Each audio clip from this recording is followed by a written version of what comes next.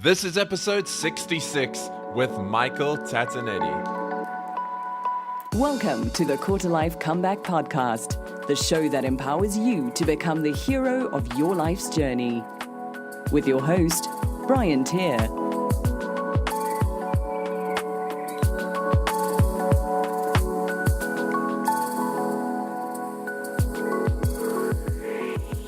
Hey guys and girls, welcome back to another episode of the Quarter Life Comeback Podcast, episode 66 today, and I'm really excited to be speaking to none other than Michael Tatonetti. But before we get into that, just a shout out from today's sponsor again, which is Nomad Accelerator. Now, Nomad Accelerator is a 2-week in-person bootcamp that transforms participants into successful digital nomads. The bootcamp is taught by established online entrepreneurs and digital nomads that have flown in from across the world to teach about the skills that have helped them accelerate their nomad lifestyle. Not only will these coaches share their knowledge on stage, but they'll actually sit down with participants to guide them one-on-one through the process of setting up and scaling their online businesses. More information and promo videos can be found at the landing page at bootcamp.nomadaccelerator.com. And if you enter the checkout code QLC, you'll get a $250 discount. Again, that's bootcamp.nomadaccelerator.com. Now on to today's episode, and Michael Tatonetti is an author, speaker, and educator on the topics of identity, purpose, and meaningful work. His career has spanned across higher education, teaching middle school, being a principal at 26 years old, and overseeing global training and development for a professional association across 4 continents with Fortune 500 and multi-billion-dollar companies. After years of helping others with their career and educational goals, Michael found his most fulfilling work in coaching and writing for those who needed to link their identity with their purpose and meaningful work.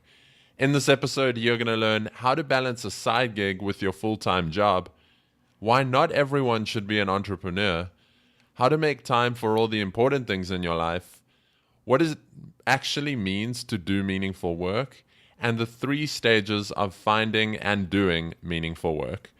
As always, you can get the links and resources we mentioned in this episode at briantier.com/066. But for now, let's go hang out with Michael.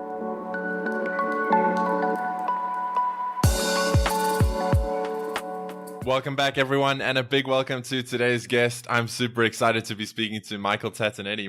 Michael, welcome to the Quarter Life Comeback. Yes, hello, everybody. Welcome. Thank you, Brian, for having me on the Quarter Life Comeback. I appreciate it. Yeah, I'm so excited to speak about this topic that we're going to discuss today. You and I connected through Dr. Caitlin Foss, I think it was. Yes.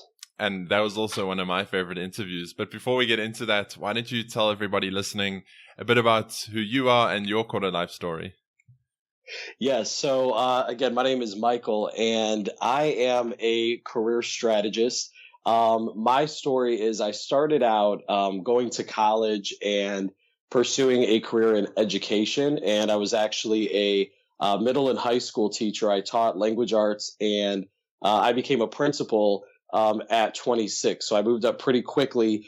So when my quarter life crisis was happening, I was in the middle of really climbing the ladder in my career and doing pretty well. But I got worn out very quickly about 3 years in. It was very long hours. I knew I was doing work that mattered, but it was a lot of work and a lot of time away from home.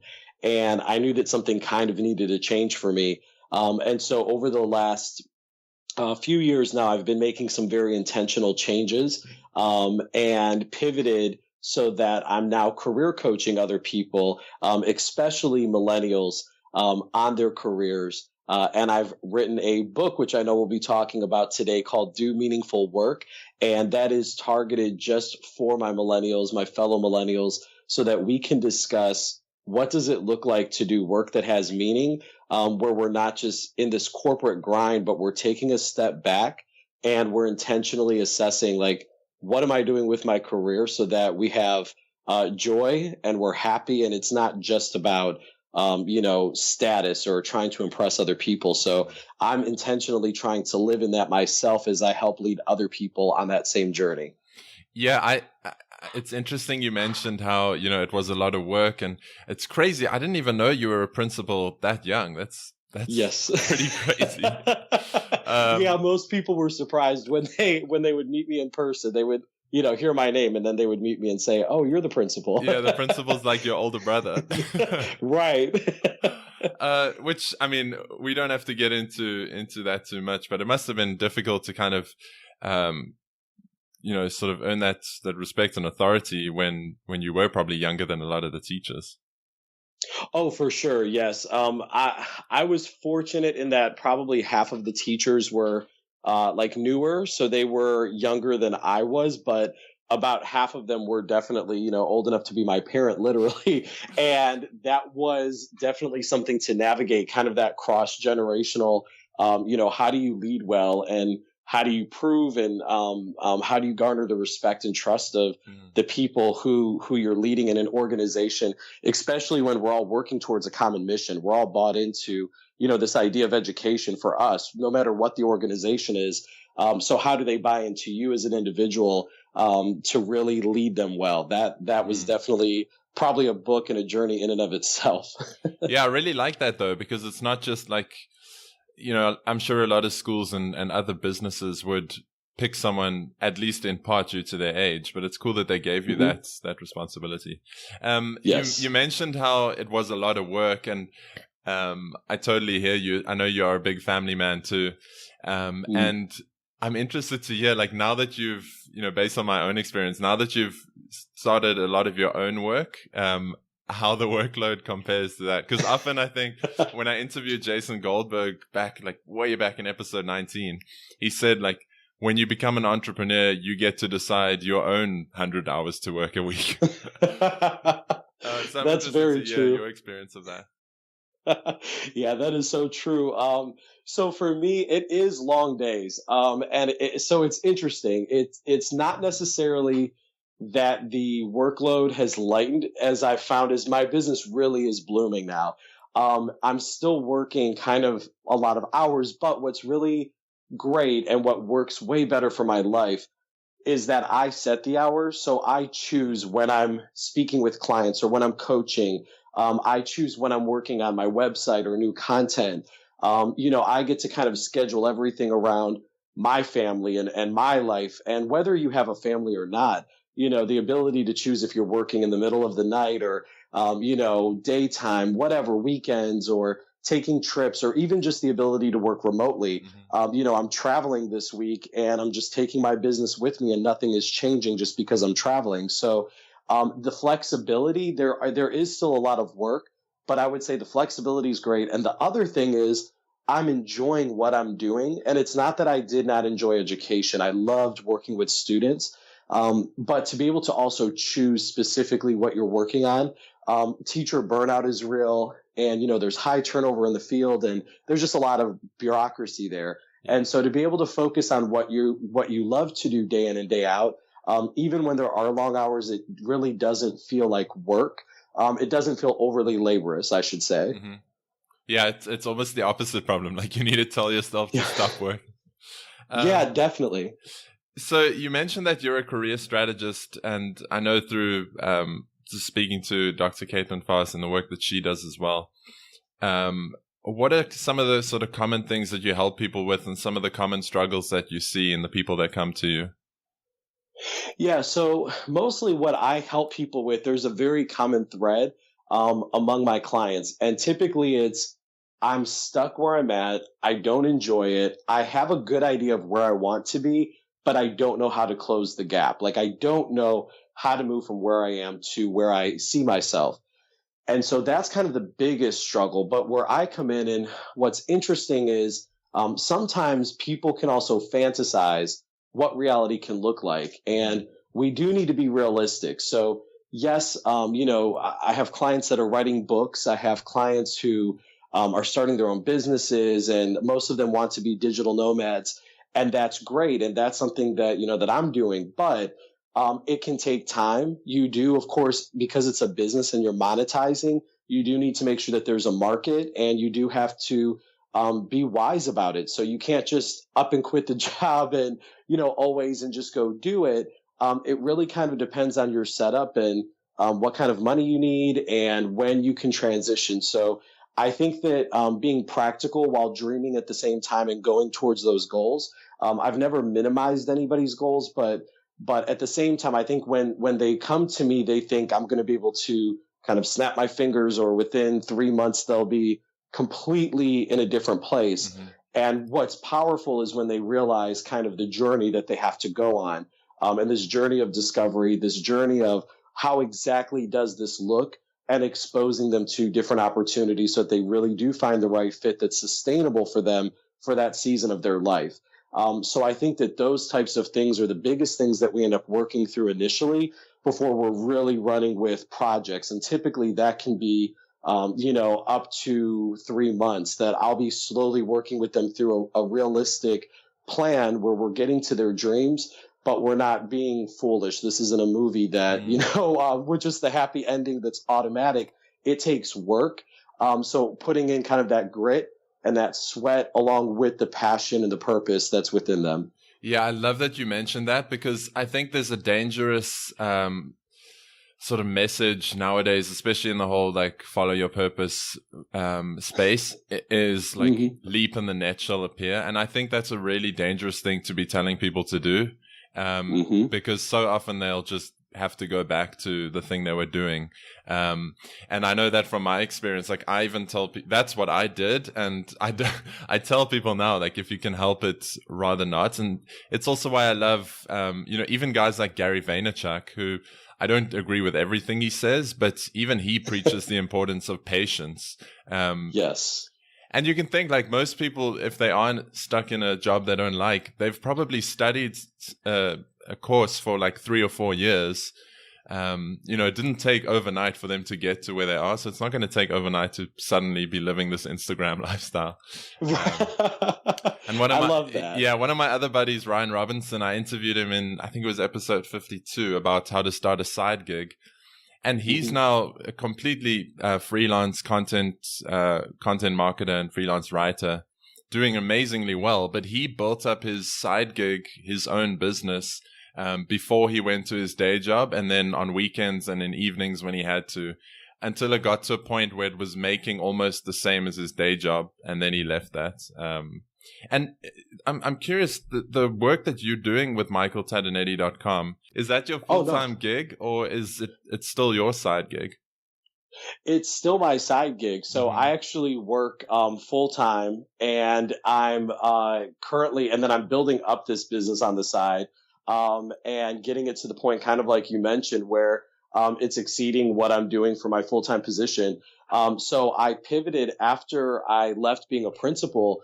I actually switched to training and development. So I work for a global association, and I'm over their curriculum and training. So I travel internationally with conferences and things like that. So I'm doing that during the daytime.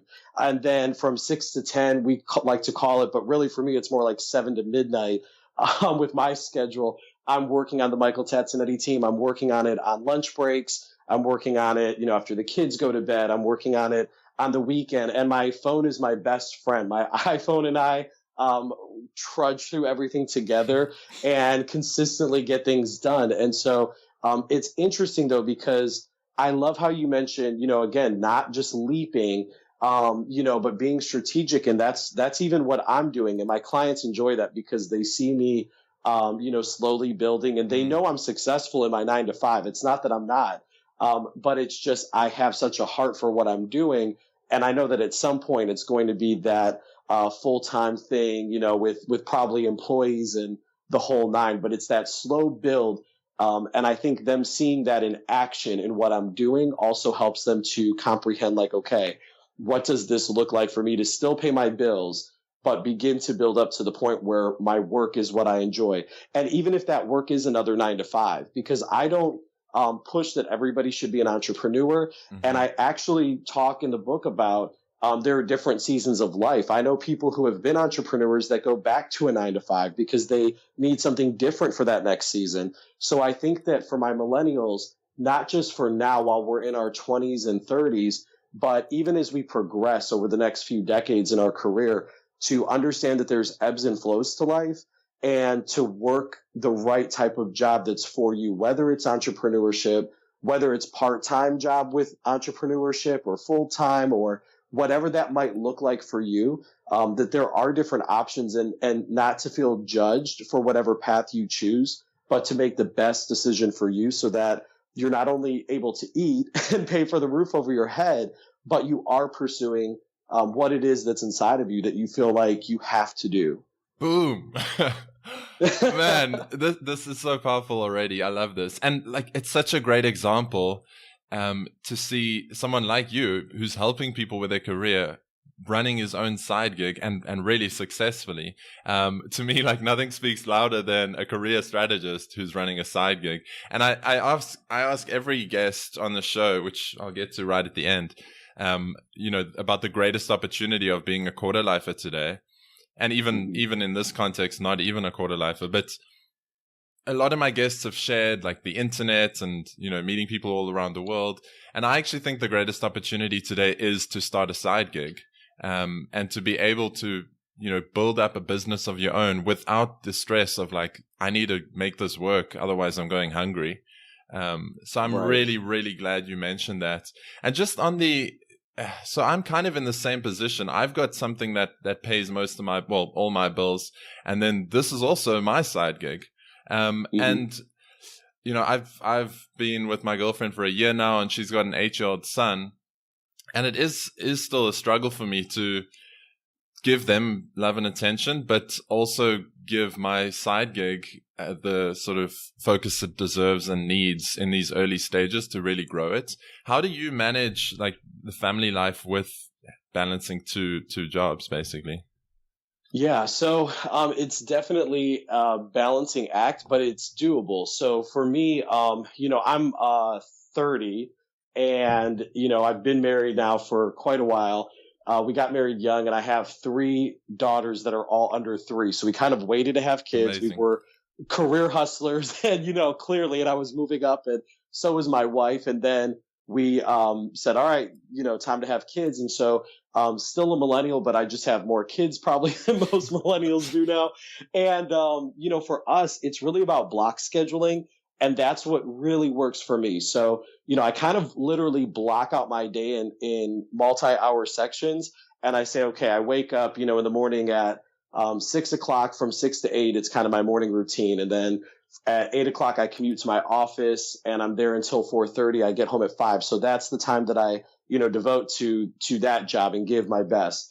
And then when I get home from 5 to 7, I block that out as family time. So we eat dinner, we play, we're out in the backyard, whatever we want to be doing. And then we get the kids down, and then that's when I pivot to the Michael Tatonetti team. And of course, I'm checking my phone in between. I get emails, I get, calls from clients or text messages. But I really, one way that I protect my time is from 5 to 7. For the most part, I put my phone down and actually put it up somewhere in my kitchen so that it's not on me. It's not in my pocket. This way I'm intentionally with my family, because I found that it really is about quality time. It isn't about the quantity, because at the end of the day, we'll never spend as much time as we want with any loved one, whether it's a parent, a boyfriend or girlfriend, a spouse, children. We'll always wish that we had more time. And that's not to say that you minimize the time, but it is just stating the fact that quality matters. And so for me, when I'm really connected with my kids and, we're having tickle fights, or we're whatever, making things, or when I'm with my wife and I'm actually not looking at my phone when we're on a date and I'm looking at her and we're having meaningful conversation, that's what matters, and that's what sustains, so that when it's back to work, I don't feel the guilt.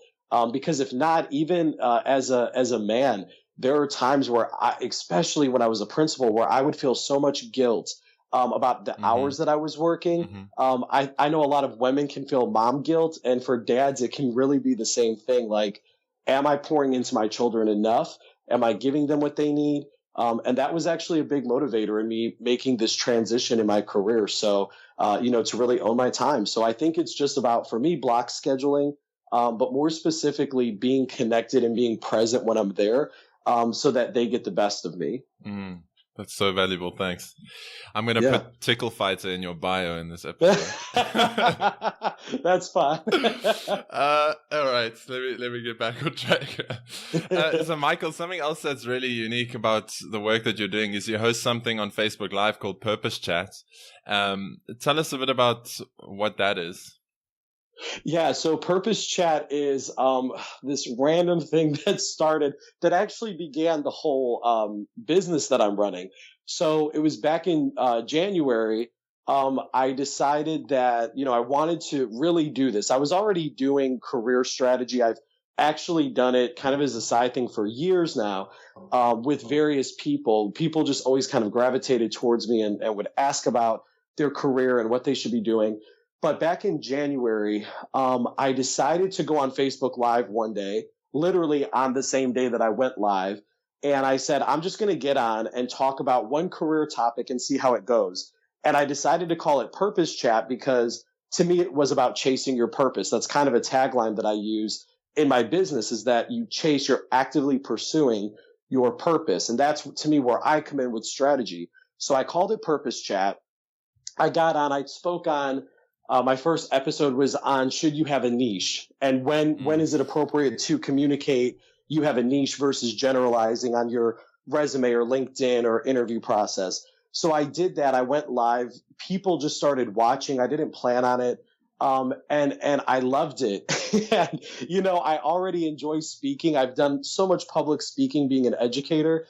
But I loved it and people were asking for more. So I went back live the next week and it became a weekly thing. So every Monday at 8 p.m. Eastern now, I go live and I have a different topic. And I started having a guest on once per month, just to kind of throw things into a different bent. But it's almost my podcast in a sense. It's a live video, but it's me getting on and sharing some great tips on career. And I take Q&A when I record it live on Facebook.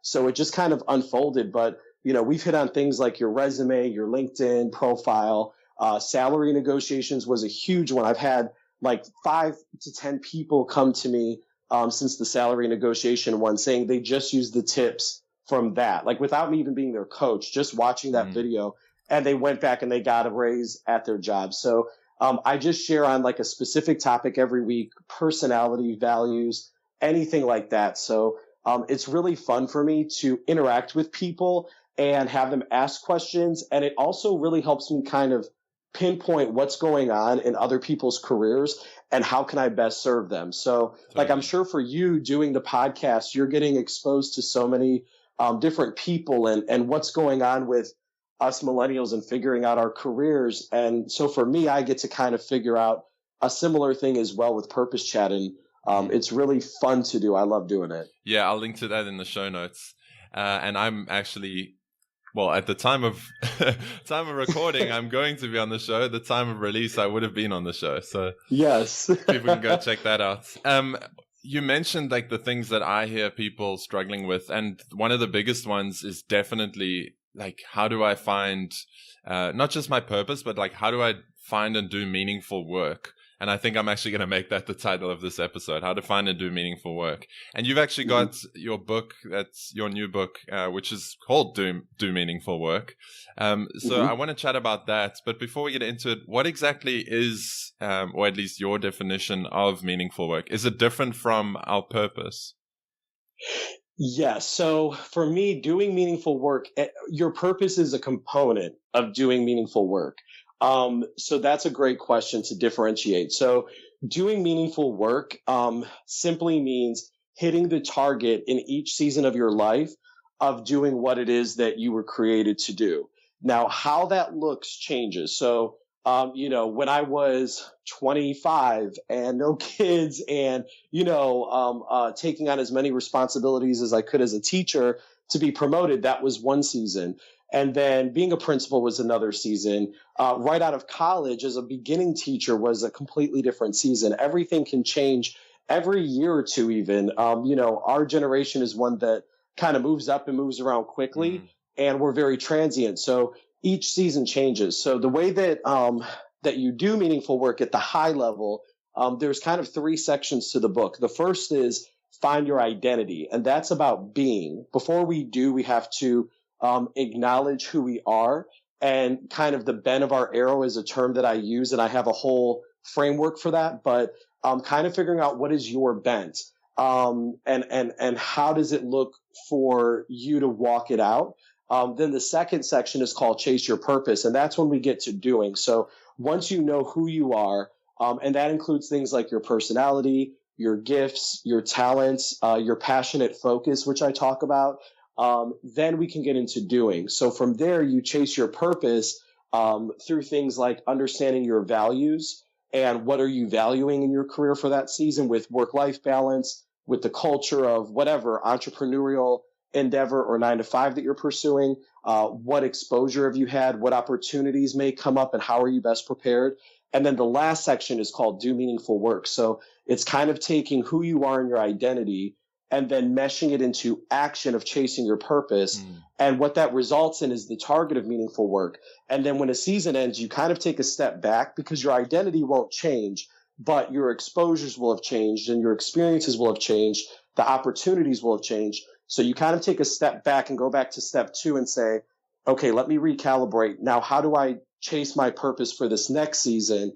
And then when you find that right opportunity, you've hit the target once again of doing meaningful work.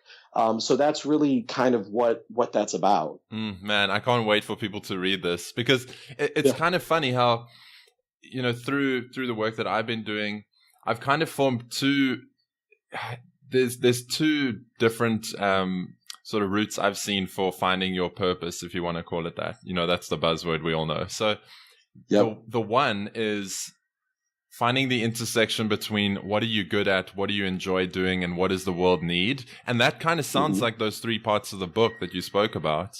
And then the other is that it's this alternative idea that we all have the same purpose, which is to, achieve personal mastery. And the way that you do that will change at different points, and you'll go through different missions, which get you closer to that personal mastery. And it sounds like the book is actually a combination of those. You have your bent and your purpose, and then the meaningful work, which is kind of like the 3.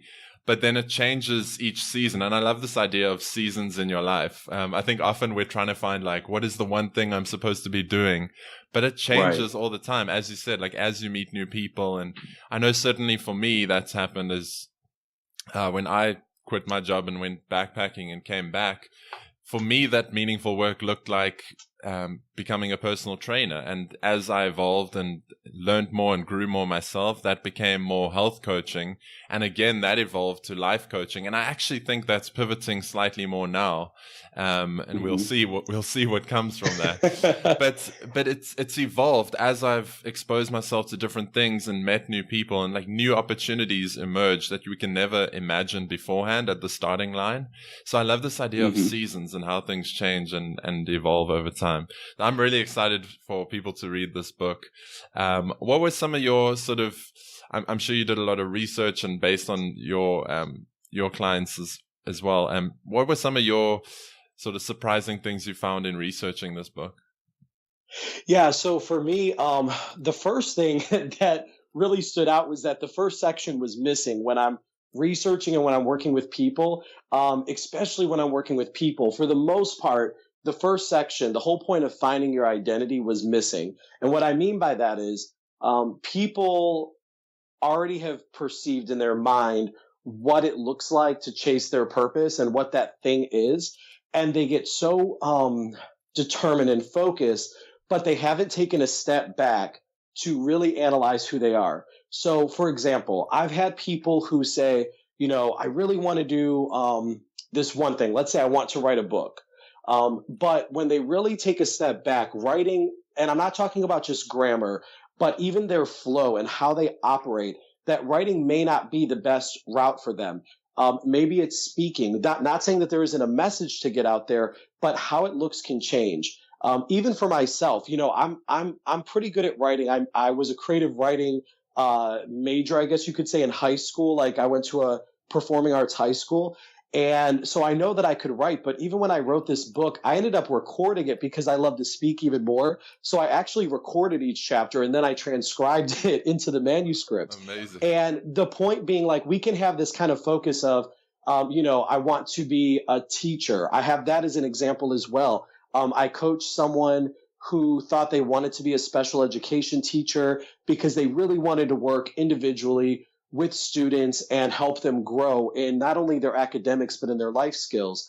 But what they found was that being an occupational therapist was actually a better fit because as a special ed teacher, there was so much paperwork and group time with students. You didn't really get to focus, at least in the American school system, on the students. But as an occupational therapist, she would typically work individually with students one-on-one and see them through on the long run. So it was a better fit for her. And so the point just being, I think people can have an idea of this is what it looks like to chase my purpose or my passion or do meaningful work or whatever phrase we want to put on it. But people don't actually take a step back and say, but who am I? What is kind of my bent? What is my identity? And does it even match up? Because we can get so caught up in our culture with looking at other people on social media, like you said, being, Totally. looking good on Instagram. And they go, oh, I want what they have, but is that for you? Like, is that your thing? So I think that's the biggest thing that was missing when I was doing my research is people aren't taking a step back and analyzing themselves. They're generalizing. And so I actually have quite a few assessments. I have one in every chapter because I want people to really uncover who they are and not just give them hype talk and say, you can do this. It's not a hoorah book. It's really let's roll up our sleeves, let's do some work and figure out what it looks like for you to walk out your meaningful work. So that was really the biggest shocker to me is people just diving in and not taking the time to analyze. Yeah, and you're a strategist, you're not like a Right. personal motivator, like you can do anything. Right. Like you're here to help No. people actually. And I love that you mentioned that because even with something like entrepreneurship or being self-employed, and I think those two are slightly different, but even being self-employed, and again, I'm coming back to Gary Vaynerchuk unintentionally, but he even says like, this isn't for everyone. And just because you see people doing awesome things as a self-employed sort of, as an entrepreneur, it doesn't mean that everyone's cut out to be an entrepreneur. Just like not everyone can be a pro footballer or anything else. Yes, So exactly. like, if that's not playing to your strengths, then why would you pursue that? And I think it is, like you said, FOMO or social comparison on social media. I'd love to see someone in a desk job just crushing it on Instagram. Exactly. Just a bit of my timesheet. YOLO. Michael, before we wrap up here, is there anything else worth mentioning that we haven't spoken about? I think other than that, I'm just excited to have been on the show, and I would just say if anybody wants to reach out as they grab their copy and they're working through it, if anybody has any questions, I really welcome that, and I'm always open to chatting. So I would just encourage everybody listening to reach out. You can email me directly. At michael@michaeltatonetti.com. And I know Brian will probably throw that in the notes because spelling my name can be a task in and of itself. But, I would just encourage everybody to reach out as they're working through it because I love to hear how it's impacting people and kind of the eyes opening up and them going, okay, I think I know what this looks like now. So feel free to reach out if you have any questions. Because the educator in me just loves to work with people and teach and answer and just be here as a support. So definitely feel free to reach out. But other than that, no, I'm just appreciative to have been a guest on your show and I appreciate the time. Totally, man. It's been a lot of fun. Before we wrap up, I've got some quick fire questions at the end here. The first one is, what do you wish you'd been told in your 20s? That I can slow down, that I don't have to rush through everything. I needed that. I really needed that. Thank you. What is the greatest opportunity for quarter lifers today? I would say, I would say taking their time to figure out what their career can look like and therefore what their life can look like as they shape what they want their future to be. Take the time now in your 20s to really lay a great foundation instead of getting caught up in the hype and then being regretful when you're 70. Mm-hmm. Hit him where it hurts. Yep. We mentioned the email, which I'll link up in the show notes. But if people want to get in touch with you, maybe on social media or your website, where's the best place to go to check that all out? And to find out about the book, of course. Yes, absolutely. So social media, I'm at M Tatonetti, so M for Michael and then Tatonetti. And I'm most active on Instagram, so I highly recommend joining me there. I'm very active on Instagram. Other than that, and I'm across Twitter, Pinterest, Facebook, all that, YouTube. But other than that, my website, michaeltatonetti.com, and you can order the book. You can find it on Amazon, Barnes & Noble, or you can order it directly from my website, and orders through my website will be personally signed by me. And that would be Michael Tatonetti. Yeah. And to order through my website, it's michaeltatonetti.com/books with the S at the end. So if you head there, you can order the book there as well. Amazing. And I'll vouch for your Instagram account. It's one of my favorites. And thank you. You've also got an amazing beard. I'm a fan of beer. Thank you. I appreciate that. Michael, before we wrap up, I've got one more question, but I just want to take a second to acknowledge you for coming on the show today. But even more than that, like just doing your meaningful work at this season of your life. I think it's amazing how this isn't even your full-time gig, which shows that you're passionate and committed to helping other people sort of,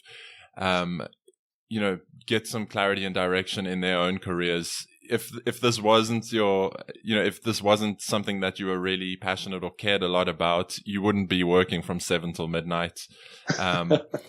So I really want to just acknowledge you for that, and just our friendship that we formed over the last couple of months, and I'm sure we'll continue to grow going onwards. And for putting this book out there, I think it's going to be really powerful. The final question that I have is, what one thing can listeners do this week to start creating their own quarter-life comeback?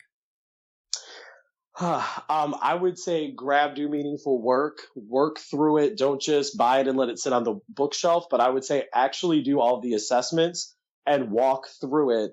But if you don't get the book in time this week, then the one thing beyond that would simply be to sit back, consider who you are, what is your personality type, your giftings, your talents, your passionate focus, and start there before you start making decisions on your career.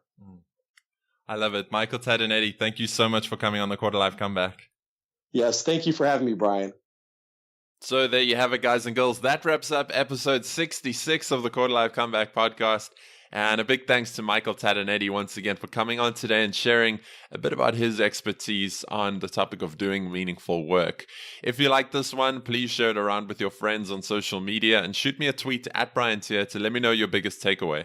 For me, it was the fact that none of this work is actually Michael's full-time job, and it's his side gig, which shows that even with a family and 3 kids and a really successful 9-to-5 career, he still has or makes time for his side gig. And I think that just proves that it's possible for any one of us.